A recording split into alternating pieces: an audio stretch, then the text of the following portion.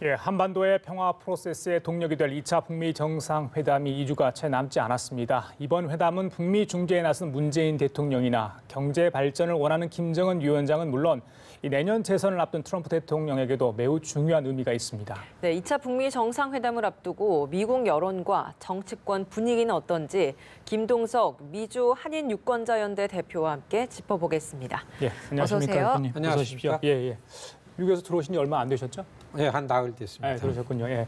지난해인가요? 이 중간선거 미국 그때 저희들 스튜디오에 출연하셔가지고 좋은 말씀 해주셨는데 벌써 시간이 꽤 흘렀습니다. 당시에는 1차 이제 싱가포르 정상회담 이후에 뭐 5개월 만에 저희 이제 초청을 해서 말씀을 들을 수 있는 기회가 있었는데 그 이후로 상황이 많이 달라지지 않았습니까? 지금 미국 현지 분위기 2월 27일 날 북미 정상회담을 앞두고 있는 미국 분위기는 어떻습니까? 그때에 비해서 굉장히 차분해졌다. 이를테면 그때는 트럼프 대통령이 되고 첫 이제 선거, 일반 시민들에게 이제 평가를 받는 그 분위기 속에서 제일 중요한 핫한 이슈로 북한과의 관계가 나와 있었죠.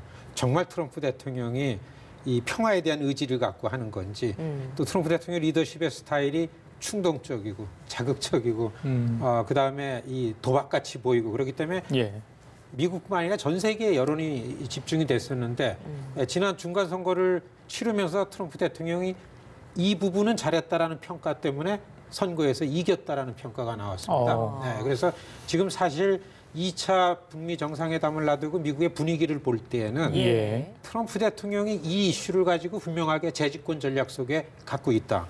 그래서 트럼프 대통령의 이 선거 준비하는 거를 기준으로 보면은 예. 이거를 보여주는데 이전에 비해서 지금은 평화적인 분위기로 갔다라는 거에는 트럼프를 반대하는 정치 세력이라든지 인정하는 분위기죠. 때문에 가장 핫한 뉴스가 아니기 때문에 일반 시민 사이에 여론이 집중은 안 됐지만은 그때에 비하면 훨씬 이 일이 자체가 해결하는 데 있어서는 안정적이고 정상화되지 않았나 이렇게 설명을 할 수 있습니다. 27일이 이제 2차 북미 정상회담 날짜이고 저희는 우리나라에서는 이렇게 매번 이 뉴스가 굉장히 주요한 이슈로 보도가 되고 있는데 미국민들은 사실 실제로 정말 이 2차 정상회담 열리는 것에 대해서 어느 정도 많이 알고 있는지도 궁금합니다. 전 미국 시민인데 예. 이 시민의 입장에서 볼 때는 예. 2차 정상회담 그 비핵화 뭐 여기에 대한 관심보다는 예. 트럼프 대통령의 가장 스트레스는 지금 로버트 뮬러 특검입니다. 이 특검 보고서가 2월 말이나 3월 초에 의회에 내놓게 돼 있어요.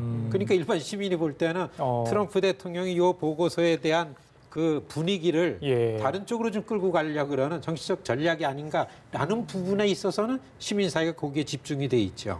예, 그렇기 때문에 사실은 이게 베트남에서 27, 28일 2차 정상회담이 된다 이런 것들에 대해서는 많이 인지되고 알려져 있지만은 가장 중요한 이슈가 아니고 또 이 부분에 있어서 지금은 북미 관계의 변화는 이 부분을 담당하는 정치권 내에서의 핫 이슈고 거기서 묻고 따지는 부분이 이전하고서는 좀 여론 분위기가 다르다 이렇게 설명할 미국 내 한인들은 좀 이번 이 북미 정상회담 북핵 문제를 바라보는 시각이 좀 다른가요? 좀 어떻습니까? 뭐 국내하고서 다르지는 않다고 봅니다.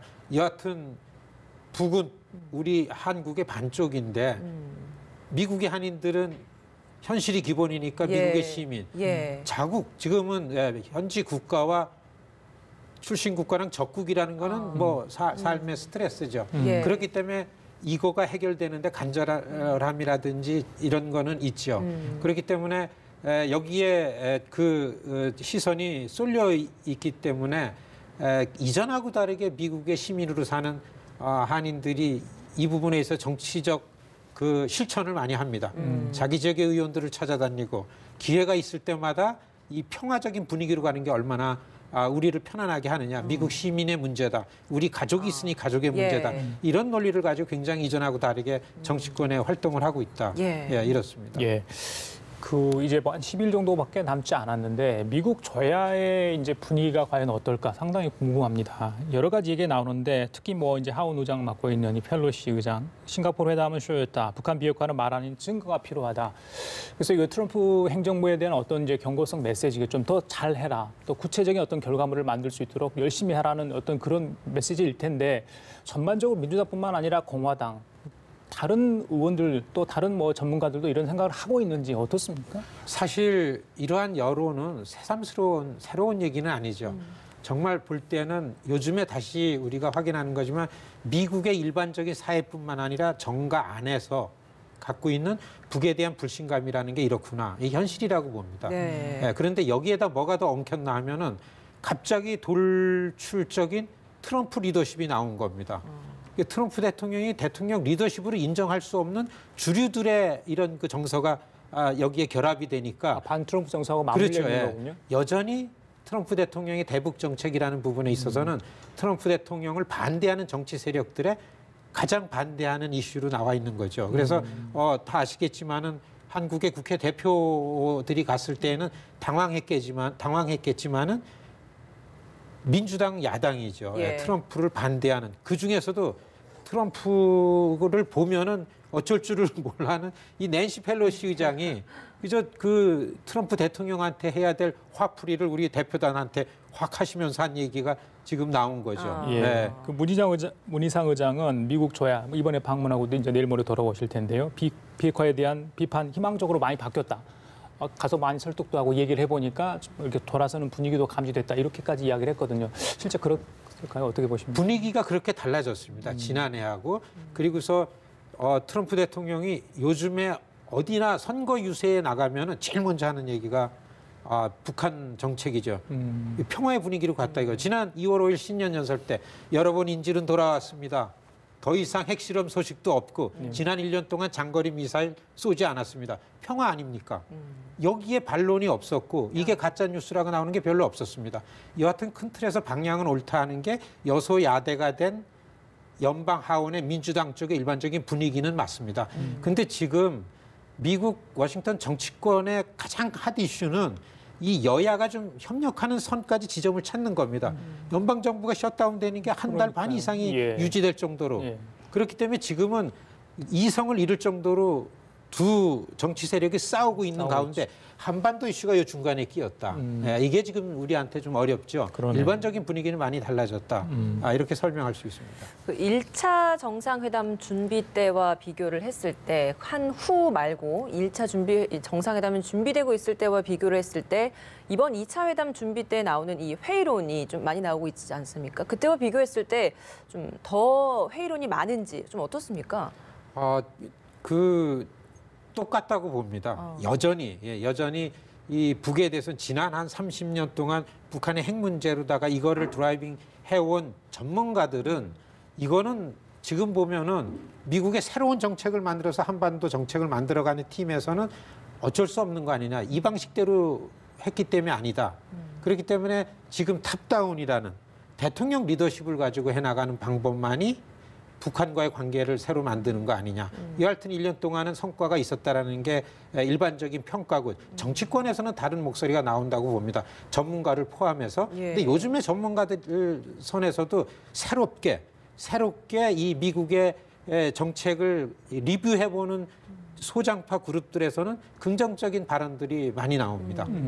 그 많이 나오는 건 뭐냐면 어쩔 수 없이 지난번에 못했던 거 냉전 시대 방식으로 못하지 않았냐라는 예. 이런 평가 속에서 나오는 전문가들의 견해는 긍정적인 부분이 있다.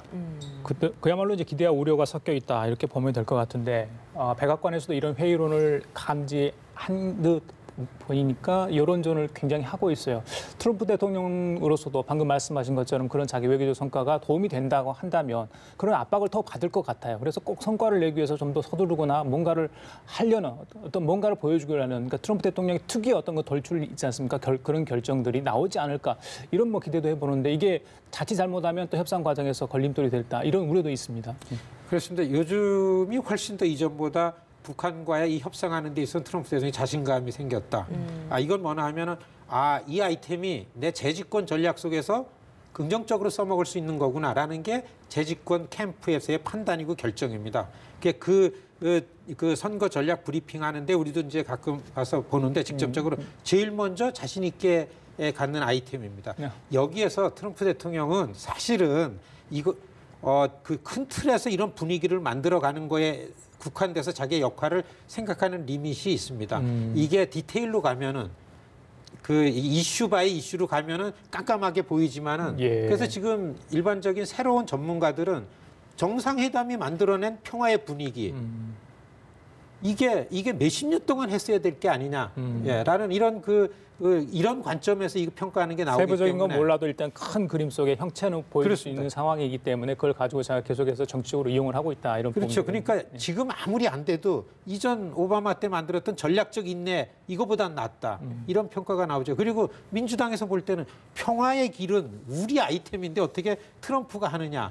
이런 역작용도 좀 사실은 있을 정도로 이 부분은 미국 일반 시민사회에서는 이제는 많이 여론이 좋아지고 재집권 전략 속에 이게 좋은 영향으로 갈 거다.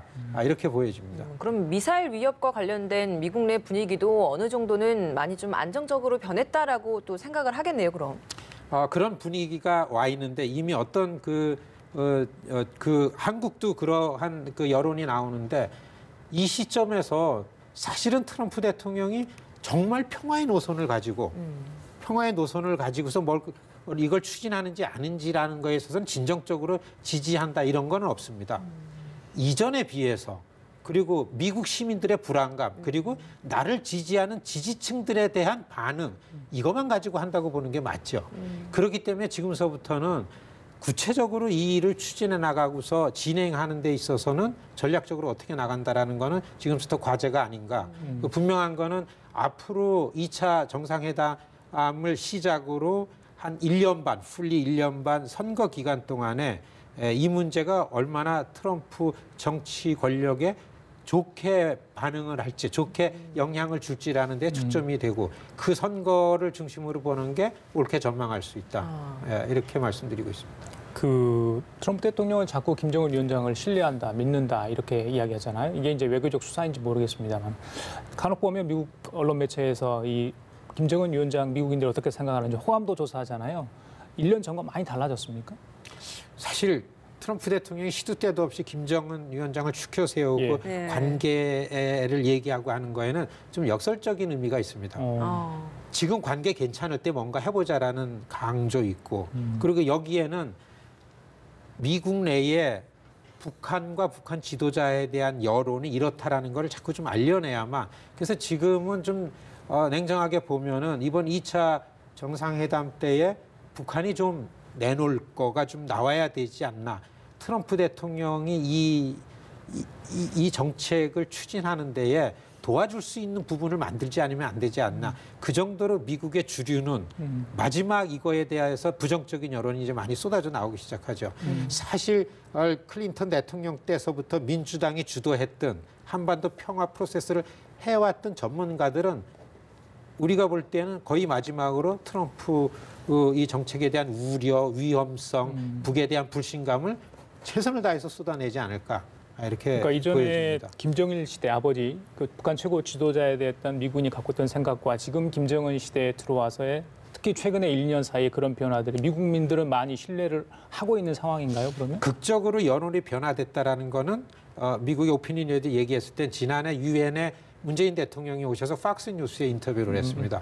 예, 그때에 미국은 문재인 대통령이 능라도 경기장에서 연설하죠. 이거를 미국 사람들 눈으로 볼 때는 어떻게 봤겠냐. 이런 우려가 있었죠. 근데 한국의 대통령께서 오셔가지고 거기 가서 북한 김정은 위원장이 직접 얘기하는데 미국이 요구하는 대로 안 했다가 내가 이걸 어떻게 감당하겠냐. 미국하고 약속을 안 지켰다가는 이렇게 설명하신 부분이 있습니다. 그게 그다음에 한 달 정도 주요 언론에서는 대통령 멘트가 계속 나오면서 해설이 됐습니다. 그때의 김정일 위원장과 김정은 위원장의 좀 차이점으로 미국 시민사회에 좀 이미지가 되지 않았냐 이렇게 보여지는 부분이 있고요. 그렇지만 중요한 거는 북에 대한 불신감을 깬다라는 거는 쉽지 않다. 장기적으로 좀 우리가 해내야 될 일이 아닌가 이렇게 생각이 됩니다. 네, 이렇게 트럼프 대통령이 회담에 굉장히 공을 들이는 것은 아무래도 미국 내에서 재선을 노리기 위한 부분도 굉장히 클 겁니다. 그렇다면 실제로 보시기에 트럼프 대통령의 재선 가능성도 좀 크다고 보시는지요? 저는 비교적 자신 있게 트럼프 대통령 재선된다 이런 얘기들을 자주 합니다. 왜냐하면은 미국은 이전 트럼프 처음 대통령 될 때보다 도시와 시골이 정확하게 나누어졌고 지난 중간선거 때 트럼프 대통령의 선거 전략이 검증이 됐습니다. 중간선거 지나면서 중간선거의 투표율이 올라갔습니다. 한국도 마찬가지지만 투표율이 올라가면은 민주당이 유리해요. 리버럴이. 그런데 지난 중간선거 때 투표율이 한 예년에 비해서 12% 올라갔는데 트럼프의 투표율이 올라갔습니다. 아, 내가 반이민, 반 그 인종주의적 행태 그리고 나만의 스타일로 할수록 그렇게 할수록 나를 보고 나온 지지층들은 결집되고 확산되고 그리고 나의 지지층이 넓어지고 이렇구나라는 거를 보면서 그 선거 캠프들은 나는 내가 해온 방식대로 계속 갈 거다. 2020년 재집권을 할 거다. 그렇기 때문에 벌써 시작을 했습니다. 예. 그러니까 다시 미국을 위대하게 만들겠다라는 그 유세로 갔기 때문에 예. 트럼프 대통령의 재집권이 가능성이 크다. 이렇게 보여집니다. 알겠습니다. 자, 오늘 말씀 여기까지 듣도록 하겠습니다. 지금까지 미주 한인 유권자 연대 대표 김동숙 대표와 함께 얘기 나눠봤습니다. 오늘 말씀 잘 들었습니다. 고맙습니다. 감사합니다. 고맙습니다.